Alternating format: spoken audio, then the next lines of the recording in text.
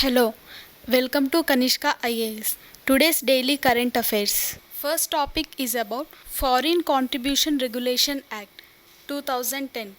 It was in news because TTD, Ramakrishna Mission and Sai Baba Sansthan Trust didn't get nod for their renewal to receive foreign funds. Not only these NGOs didn't receive FCRA renewal, but many other NGOs, more than 6,000, were waiting for FCRA approval. Few days back it is in news because even a NGO named as Missionary of Charity, it was set up by Nobel laureate Mother Teresa. Even this NGO didn't get FCRA approval. This FCRA is generally renewed for every 5 years. The funds received by these organizations were generally used for social, educational, religious, economic and cultural purposes. As per latest amendment, according to 2020 Act again, many recipients of foreign contribution have not utilized the same for the purpose for which they were registered or granted prior permission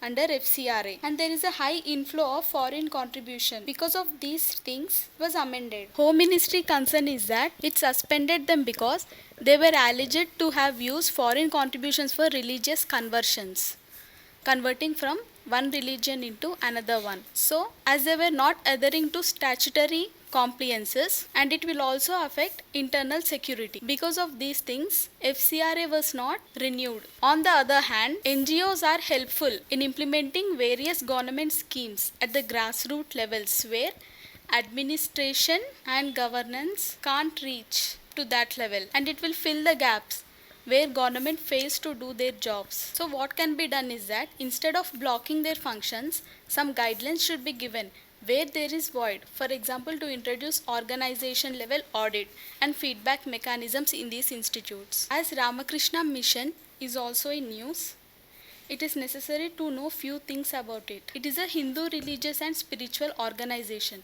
which forms the core of worldwide spiritual movement. It is Ramakrishna movement or a Vedanta movement. It is founded by Swami Vivekananda on May 1st in the year 1897. It mainly propagates Hindu philosophy of Vedanta, that is Advaita Vedanta, and 4 yogic ideals were dealt by this mission, that is Gnana Yoga, Bhakti Yoga, Karma Yoga and Raja Yoga. Next topic is about Oriental darters. They are snake birds. It is in news because their movement is monitored through GPS. This is a measure in order to conserve this species. Under IUCN, the status of this snake bird is near threatened. Ringing of birds is done at Bharatpur Sanctuary. Ringing of birds means tagging them to any metals or any radars. Bharatpur Sanctuary is later named as Keoladeo National Park. It is located in Rajasthan. Keoladeo National Park is a wetland